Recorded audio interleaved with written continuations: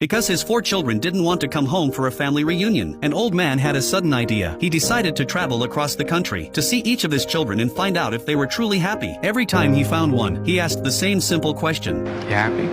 What do you mean? You happy? Yeah, of course I am. Hearing that his daughter was doing well, a quiet joy lit up the wrinkles at the corner of his eyes. So when he visited his eldest son, he hoped for the same answer. And though his son said he was happy, the old man could see something in his eyes. That slight hesitation gave it away. That's when Frank realized something. They were lying. None of them were truly happy. He couldn't understand. Why would his own children lie to him? To find out the truth, Frank asked all 4 of them to come home for Thanksgiving. But the day before the holiday, his eldest daughter called. She said she was swamped with work and wouldn't be able to make it. Frank felt disappointed, but still held on to a little hope. After all, he had 3 other kids. Then he listened to the rest of his voicemails. One by one, they all said they couldn't come. Too busy with work. As a father, Frank felt a mix of emotions. But what could he say? Blame them? Ever since his wife passed away 8 months ago, none of them had returned home. When she was alive, she was the bridge between Frank and the kids. They told her everything. But now, things were different. They barely called him. That quiet distance had pierced straight into his heart. And all he really wanted was to know if they were happy. After sitting alone for a while, he made a bold decision. He would travel across the country to visit his 4 beloved children, one by one, and to make it a surprise. He wouldn't tell any of them he was coming. He packed his bags, brought all his medication, and began the journey. But he didn't know how far he could go. Before retiring, Frank had worked with protective coatings on power cables. Years of exposure had damaged his lungs. His health was fragile, and he needed medication on time. Flying was too risky, so he took the train. To everyone he met on the way, Frank proudly introduced his kids. His eldest son was a conductor, his youngest son, a painter, his youngest daughter, a professional dancer, his eldest daughter, a corporate executive. He spoke of them with pure pride. After a long day of travel, he arrived at his son David's apartment. He rang the doorbell again and again. No one answered. He waited on the front steps, hoping David was just working late. But hours passed. Still no sign. Disappointed, Frank turned to leave. But as he walked past a nearby art gallery, something caught his eye. A painting familiar brushwork. He looked down at the label. It was David's name. In that moment, Frank remembered how David used to say he wanted to be a house painter. But Frank had told him, become a real artist. Be someone important. Now, it seemed David had done just that. But Frank wondered, was it David's dream or his? The next morning, a neighbor helped Frank get into the apartment building. He knocked on David's door for a long time. No response. Trying to stay positive, he told himself David must be out of town. Then he bent down and carefully slid a letter under the door. I wanted to surprise you, but I guess you weren't home. I'll call you soon. Love, Dad. The rough start left Frank feeling low, but he had to stay hopeful because next, he was going to see his eldest daughter. On the way, he passed all kinds of travelers, but it was like he lived in his own quiet world now. He no longer talked to anyone about his kids. After a few days of travel, he found his daughter Amy in the backyard of a large, beautiful house. She was on the phone. For a second, Frank saw the little girl who used